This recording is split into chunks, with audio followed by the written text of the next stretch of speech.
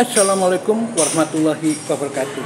Jumpa kembali dengan kami, channel yang menaburkan nilai-nilai rahmatan lil alamin untuk membangun dunia yang aman, damai, sentosa, penuh dengan persahabatan dan persaudaraan antar umat manusia. Ukhuwah Basyariah.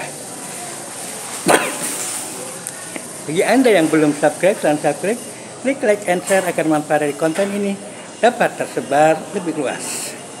Klik tanda lonceng agar Anda mendapatkan notifikasi setiap kami mengupload video baru.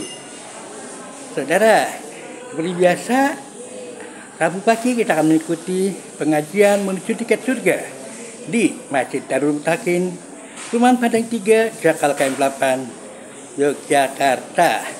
Selamat mengikuti.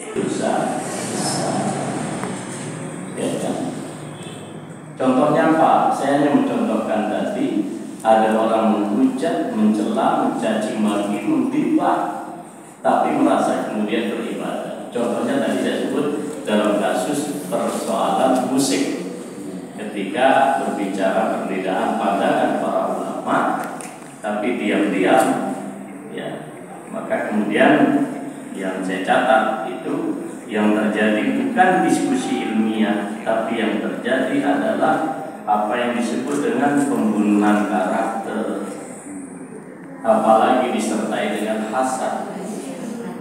Ya, nggak rela ada orang yang lebih terkenal dari dirinya. Lebih kacau lagi, lebih kacau lagi. Saya punya catatan juga. Jadi saudara sekalian yang saya hormati, juga perlu kita baca hadis Nabi Sallallahu Alaihi Wasallam.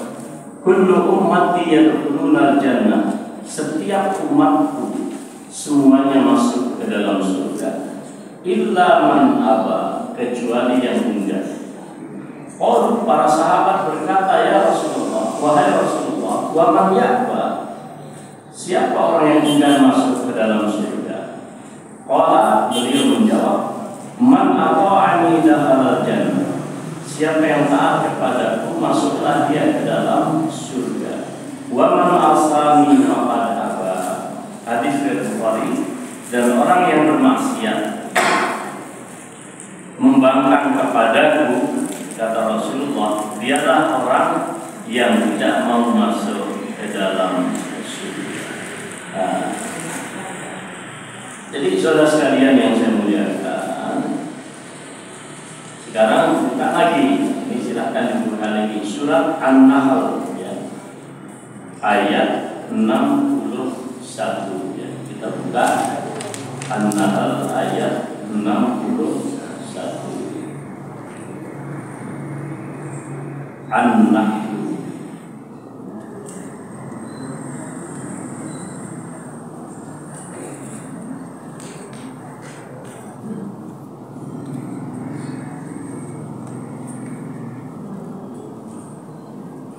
An-Nahl ayat 61.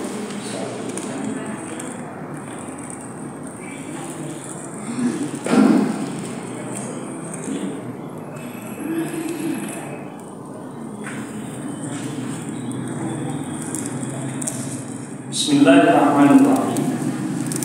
Walau yu'akhidullahu an-nasa bi zulmihim ma taraka 'alayya min dabbah walakin yu'akhiruhum ila ajalin musamma fa idza jaa ajaluhum la yastakhiruna sa'atan wa la yastaqdimun. Seandainya Allah menghukum manusia karena kezaliman mereka, niscaya dia tidak meninggalkan satu makhluk melata pun di atas bumi ini, tetapi dia Allah menangguhkan mereka sampai waktu yang sudah ditentukan. Maka apabila ajalnya tiba, mereka tidak dapat meminta penundaan ataupun tidak dapat meminta percepatan walaupun sesaat. Jadi saudara sekalian yang saya muliakan, kalau kita ini harus dibinasakan, disiksa oleh Allah karena dosa-dosa kita, mungkin tidak ada manusia lagi yang tersisa. Artinya apa? Semua kita ini, baik kecil ataupun besar, itu memang karakternya itu dibuat oleh Allah Subhanahu wa Ta'ala sebagai orang yang potensial melakukan perbuatan dosa. Sampai Nabi mengatakan, kullu bani Adam khata'un. Setiap anak Adam itu adalah orang yang banyak melakukan kesalahan. Itu pun Nabi masih puji, wa khairul khata'in. Tetapi ketahuilah, sebaik-baik orang yang melakukan kesalahan dan dosa itu at-tawwabun, orang-orang yang selalu bertaubat kepada Allah. Jadi ayat surat An-Nahl ini ayat ke-61 memberikan informasi kepada kita. Tidak ada orang suci di muka bumi. Kalau Allah menghukum kita saat ini karena dosa, mungkin sudah tidak ada manusia yang hidup di sini. Tapi Allah nggak lakukan itu. Sampai juga di dalam hadis qudsi diceritakan, bahkan Rasulullah juga menerangkan, kalau tidak ada orang yang beristighfar dan bertaubat kepada Allah, karena mungkin orang itu semuanya orang-orang soleh, maka Allah akan menciptakan sejumlah hamba-hambanya, kemudian mereka ditakdirkan berbuat dosa, lalu mereka kemudian bersimpuh di hadapan Allah untuk bertaubat dan beristighfar. Artinya apa? Kalau ibu bapak mencari orang yang tanpa dosa, tanpa noda, hanya ada di surga. Jadi kalau suami ketemu istrinya keliru, istri mendapatkan suaminya salah, ibu mendapatkan anaknya kok rasa-rasanya sudah dididik tapi kok tidak menggembirakan, ya anggap saja itu manusia. Allah saja kepada orang-orang yang berdosa begitu tidak mengatakan engkau bukan hamba lagi, kan? Ya. Jadi ibu bapak sekalian yang saya muliakan, inilah rahmat Allah kepada kita semuanya. Sampai Abu Sa'id Al-Khudri meriwayatkan, ada orang yang telah membunuh 99 nyawa, melayang semuanya 99 orang dibunuh. Datang dia kepada seorang alim, bisakah aku bertobat mensucikan jiwa? Dia katakan tidak, ditebas bintang 100. Siapa orang dari Mutakin yang membunuh 100 orang? Enggak. Yang bunuh diri ada dulu anak-anak kita yang kos di sini, saya pernah dengar ada. Itu pun kita masih mendoakan agar Allah ampuni dosanya. Karena ada dulu yang baik pada ada di dekat sini, pakai apa kain itu di tempat tidurnya, itu pun kita masih doakan. Kata Rasulullah, dia datang kepada orang alim yang kedua. Hei, wahai alim, aku membunuh 99 orang. Aku tanya alim di situ, dia bilang ada 100. Ada nggak jalan tobat? Jadi kalau bilang nggak ada, 101 nyawa mati. Oh, dia bilang ada. Kamu masih bisa bertobat. Kamu tinggal di kampung mana? Kampung sebelah. Di situ banyak mabuk, banyak berbuat maksiat. Kalau begitu kamu pergilah ke kampung sana. Di sana penduduknya baik. Lalulah dia berhijrah, di tengah jalan mati. Jangankan kedua takbir masjid dan muntakin, malaikat azab dan rahmat saja berdebat. Jadi ada malaikat itu berdebat. Kenapa? Malaikat azab mengatakan ini tidak pantas orang ini masuk surga. Tapi malaikat pencatat kebaikan, malaikat rahmat mengatakan tidak, ini taubatnya diterima oleh Allah. Sampai di dalam hadis itu diterangkan, Allah itu senyum. Bagaimana senyumnya Allah? Tidak usah dipikir. Allah begitu gembiranya melihat ada fenomena kayak begitu. Lalu Allah perintahkan kepada malaikat, sekarang ukur, karena waktu itu Google-nya belum ada. Sekarang ukur lebih jauh mana kampung tempat berbuat maksiat yang dia tinggalkan dengan kampung orang-orang yang baik ingin dia pergi bertaubat. Laporan malaikat di dekat kampung tempat dia bertaubat sudah masukkan dia dalam surga dengan rahmatku. Ada pezina hanya ngasih seekor anjing minum, pezina. Saya kira nggak ada pezina di lingkungan kita. Hanya seekor anjing, Pak. Gimana kalau ngasih minuman ke majelis taklim di Darul Mustaqim?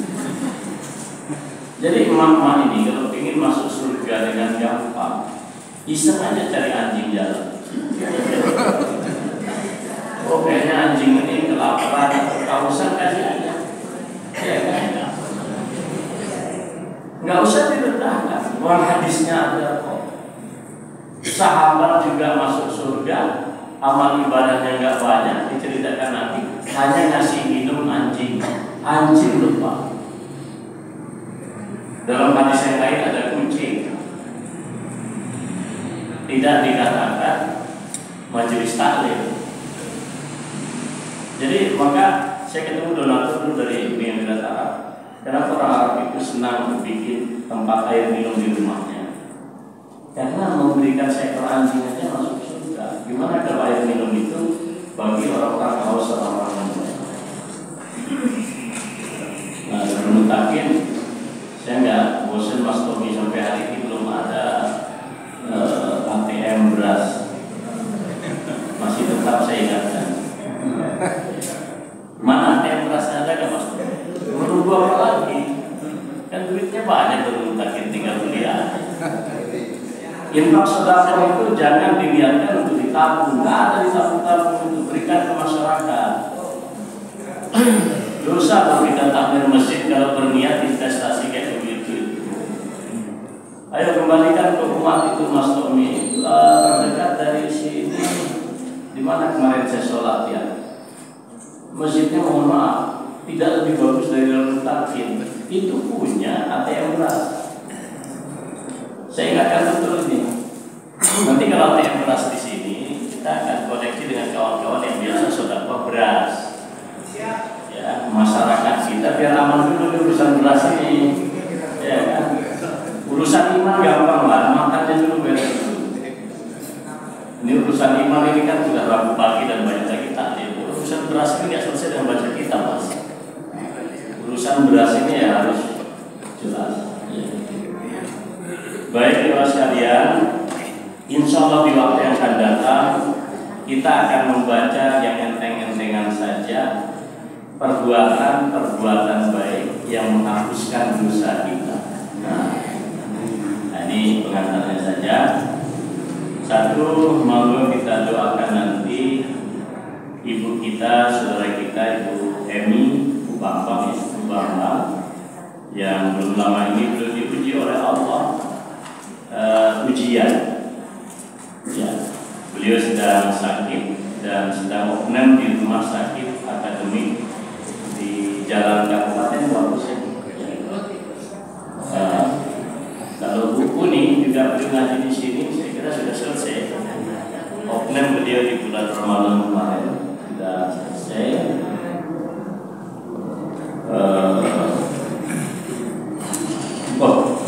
Yang kedua saya kira doa.